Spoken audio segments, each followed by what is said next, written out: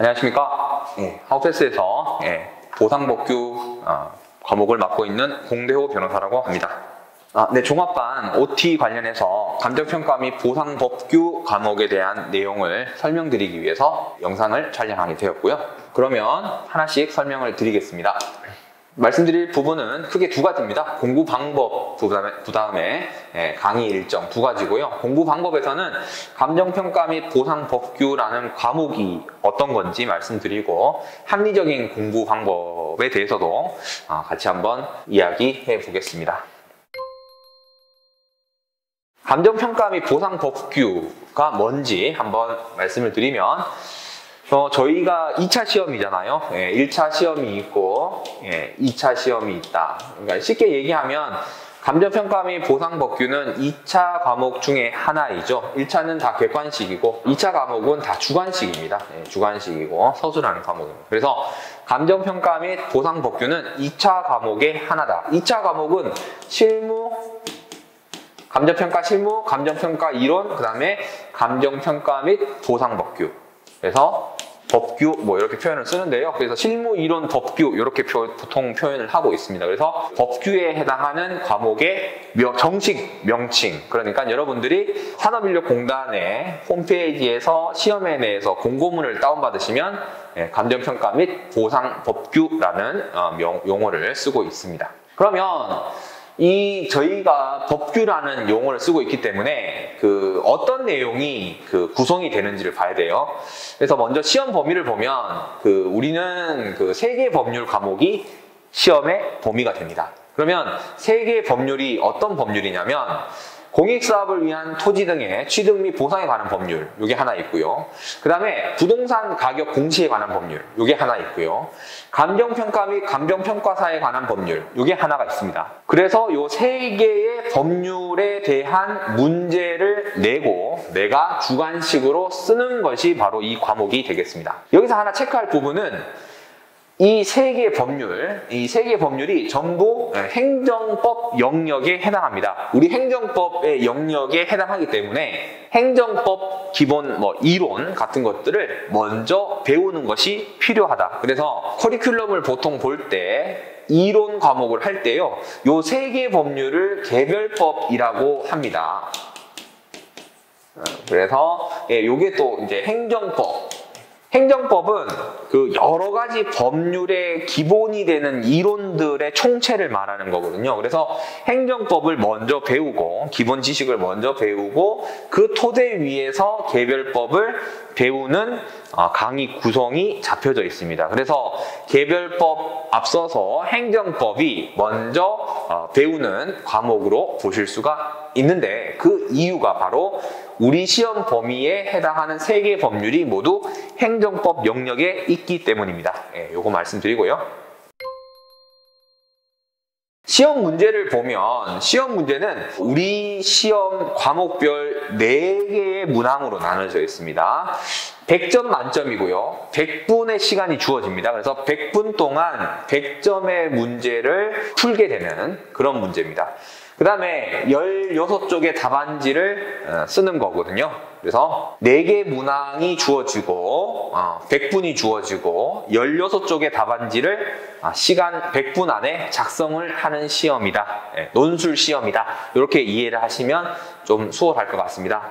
그러면 시험 문제가 어떻게 되어 있는지 직접 한번 보면서 말씀을 나눠볼게요. 이게 이제 작년에 시험 문제를 그대로 가지고 와봤습니다. 문제가 잘 안 보이시죠? 이게 조금 글자가 좀 작아서 잘 안 보이실 수도 있는데요. 여기 보시면 1번 문제가 있고요. 여기 보시면 2번 문제는 제가 안 가져왔고 3번 문제, 4번 문제 이렇게 되어 있습니다. 문제 구성을 보면 보통 문항별 점수는 1번 40점, 2번 30점, 3번 20점, 4번 10점 이렇게 구성이 되어 있는데요. 40점, 30점 이런 배점이 큰 문제들도 여기 보시면 물음 1, 물음 2, 물음 3 해서 15점, 10점, 15점 이렇게 세부적으로 나눠져 있습니다. 그래서 결국에 10점 내지 15점의 물음이 8개 내외로 물어보는 시험이다. 이렇게 이해를 하시면 되겠습니다. 문제 유형은 사례형과 약술형으로 나눌 수가 있습니다. 사례형은 뭐 여러 가지 사실관계를 제시한 다음에 거기에 기초해서 뭐 권리 구제 수단을 묻던가 관련된 내용을 묻던가 이런 것들을 사례형으로 볼 수가 있고, 약술형은 줄여서 쓴다 이런 개념이잖아요. 쉽게 말하면 여기 4번 문제 보시면 감정평가법 25조에 따른 감정평가 법인 등의 성실 의무 등의 내용을 서술하시오 10점 이렇게 관련된 내용을 그냥 설명해봐라 이렇게 나오는 약술형 문제가 있습니다. 그래서 보통 앞에 있는 문제 1번, 2번, 뭐 3번 정도는 사례형, 그 다음에 나머지 4번 문제 정도는 약술형 이런 식으로 구성이 되는데요. 소물음이 10점 내외로 구성되어 있고 그게 결국 한 8, 9개로 출제가 되는 것이 바로 우리 시험이다. 이렇게 보시면 되겠습니다. 한 가지 포인트로 말씀드리고 싶은 부분은 출제에 대한 그 논란을 줄이기 위해서 판례의 사실관계에 기초해서 문제가 출제되고 있는 것이 최근의 경향이고 트렌드입니다. 그래서 판례에 관한 내용을 좀 관심 있게 보실 필요가 있겠다. 여기 지금 뭐 처음 접하시는 거니까 내용이 뭐 전혀 이해가 안 되시겠지만 물음 1번이 대법원 판례에 기초한 그런 문제이고 문제 3번도 마찬가지고요. 다 대부분 판례를 기반해서 거기에서 기초한 사실관계와 쟁점을 물어보는 것이 최근의 경향이다. 예, 이런 말씀을 드릴 수 있습니다. 그러면 감정평가 및 보상법규 과목에 대해서 간략하게 말씀을 드렸으니까 그럼 공부를 어떻게 하느냐 라고 이번에 살펴볼 텐데, 그러면 그 공부량과 시험 출제 비중에 대해서 먼저 한번 좀 말씀드리고 싶습니다. 우리가 시험이 3개 법률이잖아요. 토지보상법, 부동산공시법, 감정평가법 이렇게 되어 있는데요. 출제 비중은 뭐 비슷비슷할 수 있습니다. 특징적으로 감정평가법이 조금 작고 보상법과 부동산공시법이 조금 큰데 공부량에서는 이게 상당히 많죠. 토지보상법이 상당히 많습니다.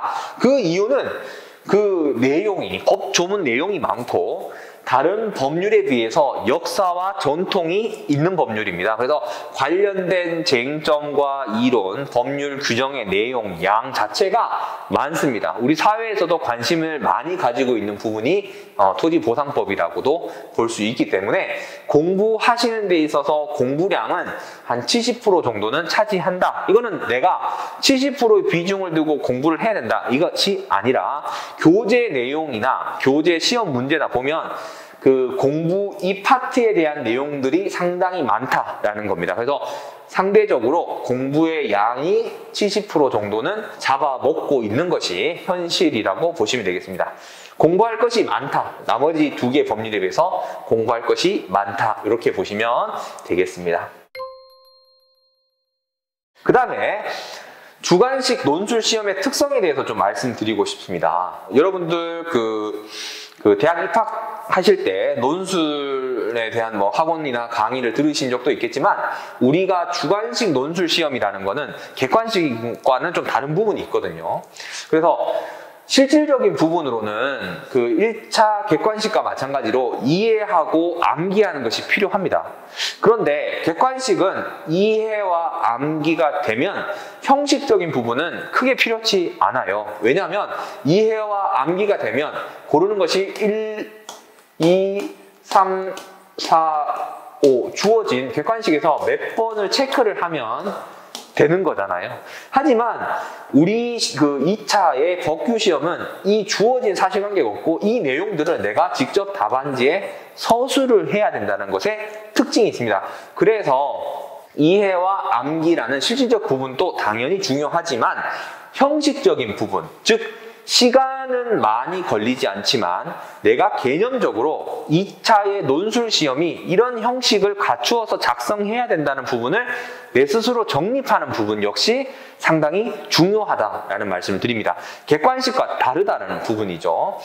이 형식적인 부분은 뭐 공부를 해야 된다 이게 아니라 이 형식적인 부분이 어떤 걸 말하고 나는 여기에 맞춰서 어떻게 준비를 해야 되느냐라는 부분을 정리를 할 필요가 있다는 것이죠.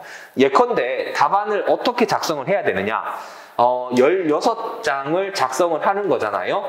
그러면 쭉 이렇게 내가 일기 쓰듯이 쓰느냐, 아니면 1번 목차를 잡고 여기에 몇 줄을 쓰고, 두 번째 목차를 잡고 이렇게 쓰고 이렇게 쓸 것이냐. 형식적인 부분, 답안을 작성할 때 쭉 줄로 쓰느냐, 아니면 목차로 어떤 쟁점을 보여주고 쓰느냐, 이런 답안 작성의 형식. 그 다음에 줄을 쓸 때 여기에 몇 줄을 쓸 것이냐, 그 다음에 한 줄에 몇 글자를 쓸 것이냐 라는 부분 등등, 어떻게 보면 간략한 부분이지만 형식적으로 정리를 할 필요가 있겠다. 이걸 내가 이해를 하고 공부를 하는 것이 중요하다. 형식적인 부분을 좀 놓쳐서 시행착오를 겪는 수험생분들이 제법 있어요. 왜냐하면 그 형식적인 부분을 예컨대 이런 거죠. 그래서 쟁점을 잡고 목차로 쓴 다음에 내용을 써야 되는데, 그런 것 없이 그냥 쭉 내가 아는 것만 쭉 써내려간다 라고 하면 이거는 형식적인 부분에서는 손해고 시간도 많이 걸리고 배점에서도 불리하는 그런 결과가 초래될 수 있습니다. 그러니까 여러분들은 실질적인 부분도 중요하지만 논술 시험이기 때문에 형식적인 부분도 내가 내 스스로 정리할 필요가 있겠다. 이 부분 생각을 하시면 좋겠습니다. 우리 학원에서는 이 공부 방법 제공되는 강의가 크게 보면 3가지로 나눠집니다. 정규 강좌, 그러니까 그 말 그대로 이제 듣는 거죠. 여러분들 강의를 듣는 거고요. 두 번째는 스터디가 있습니다. 스터디는 토요일마다 여러분들이 학원에 오셔서, 물론 온라인도 가능합니다만 학원에 오셔서 실제 시험과 마찬가지로 써보고, 그 다음에 오후에 담당 강사들이 거기 문제에 대한 해설을 해주는 스터디라는 커리큘럼이 있습니다. 이 스터디는 대부분의 고시 시험, 변호사 시험이나 행정고시 시험이나 이런 시험에서는 다 스터디라는 제도를 가지고 있고요. 주말마다 나와서 실제 시험과 마찬가지로 연습해보는 커리큘럼이다라고 생각을 해보시면 되는데, 이 스터디가 바로 그 2차 논술 시험이기 때문에 수험가에서 많이 쓰고 있는 방향이라고 보시면 되겠습니다. 대부분 고시 시험에서는 이 그룹 스터디가 다 잡혀져 있습니다. 그래서 여러분들 인터넷 검색하실 때 보면 그룹 스터디, 주말 스터디, GS 이런 용어를 보실 텐데, 그것이 대부분 다 주말에 하는 스터디, 방금 제가 말씀드린 그 스터디 강좌를 지칭하는 거다, 이렇게 보시면 되겠습니다. 그 다음 우리 수험가에서 유일하게 하우패스가 제공하는 독종이라는 커리큘럼이 있습니다. 이거는 주말에 한다고 말씀드렸죠. 토요일에 한다고 말씀드렸고, 독종은 평일에 합니다. 그래서 평일에 암기하셔야 될 자료들을 미리 나눠드리고 그걸 써보는 연습을 평일에 하도록 연습을 하는 커리큘럼이 있는데, 그걸 독하게 한다, 이렇게 해서 이름을 멋지게 독종이라고 지었습니다. 좀 유치하지만 이해해 주시고, 그래서 평일에 하는 독종, 그걸 기초로 해서 연계가 된 스터디, 그 다음에 그걸 위한 정규 강좌, 요 3가지가 제공이 되는 커리이고, 여러분들 종합반을 들으시면 이 3가지가 제공되고 이 3가지가 맞물려서 톱니바퀴처럼 돌아가면서 여러분들의 실력을 상승시킬 수 있다고 생각이 됩니다. 자, 그 다음에 이제 법규에 대해서 그 하우패스 법규 기본 강좌, 지금 요 파트는 여기 정규 강좌에 대한 내용을 제가 말씀을 드리는 거예요. 정규 강좌. 어떤 걸 들어야 되지, 뭐부터 강의를 들어야 되지 당연히 궁금해 하실 테니까 제가 이제 설명을 드리고자 합니다. 크게 보면 일단은 그 법규라는 과목에서 커리가 2가지로 나눠집니다. 선생님으로 나눠져요. 이렇게 해서 그 위에 이승민 교수님 커리가 있고요. 그 다음에 저 공대화고 김정일 변호사님 커리가 있습니다. 김정일 변호사님 컬이 제 컬이 따로 있는 게 아니라요. 이승민 교수님 컬이, 그다음에 김정일 공대호 컬이가 있다. 이렇게 정리를 하시면 제일 편합니다. 그러니까 선생님이 강사가 2명이다. 이렇게 생각을 하시고 접근을 해주시고요. 강의명을 보시면 똑같죠. 여기 보시면 기본 이론 1, 2, 그 다음에 심화 이론 문제풀이 이렇게 되어 있잖아요. 여기도 마찬가지로 기본 이론 1, 2, 심화 이론 문제풀이 똑같습니다. 그래서 내용의 컬이는 똑같고요. 강사가 다르다. 그래서 하우패스는 법규를 2명의 강사가 나누어서 강의를 하고 있다. 이렇게 보시고 선택을 하시면 되겠습니다. 기본 이론이 먼저인데요. 기본 이론은 아까 제가 말씀드렸던 법규의 3가지 법률이 시험 범위인데 그 법률이 전부 다 행정법이기 때문에 행정법을 먼저 배운다고 말씀드렸죠. 그래서 기본 이론은 행정법을 배우는 시간입니다. 그래서 행정법을 배우고요. 그 다음에 그 다음에 행정법은 양이 많기 때문에 저희의 개별법 3가지 법률과 연결해서 간략히 한 번 더 복습과 살을 붙이는 기본 이론 2 강좌가 있습니다. 그게 이제 핵심 간평 행정법이라는 용어로 6일, 첫 번째는 15일, 좀 길죠. 6일 정도로 지금 잡혀져 있습니다. 15일, 6일. 요게 끝나면 이제 우리가 말하는 개별법, 토지보상법, 그 다음에 부동산 공시법, 그 다음에 감정평가법 요 3가지 법률, 시험 범위 개별법을 배우는 시간이 또 15일 동안의 강좌가 잡혀져 있습니다. 이것이 끝나면 실제 문제를 어떻게 풀어야 되느냐에 대해서 그 공부를 하는 문제풀이 강좌가 잡혀져 있습니다. 그래서 요거는 10일 정도로 예정이 되어 있고요. 저 같은 경우에는 이제 이승민 교수님도 훌륭하신 교수님이시고 김정일 변호사님은 검색을 해보시면 행정법에서는 거의 이제 넘사벽이라고 불릴 만큼 굉장히 유명하셨던 그런 분이십니다. 그래서 행정법은 김정일 변호사님 통해서 배우시고 그 나머지 커리는 다 제가 담당을 하고 있는데요. 문제풀이에서는 저는 기출문제를 가지고 공부를 하고 있고요. 여기 강의에 들으시면 교재는 이렇게 잡혀져 있습니다. 그래서 이 교재는 하우패스에서 다 구입을 하실 수 있고요. 지금 일정을 잠깐 보면요. 일정을 쭉 보시면 이게 지금 2022년 4월부터 예정을 하고 있습니다. 별도 공지는 따로 드리겠지만 이 표를 보고 언제 2023년 대비한 기본 강의가 시작이 되는구나. 이걸 먼저 한번 체크를 해보시고요.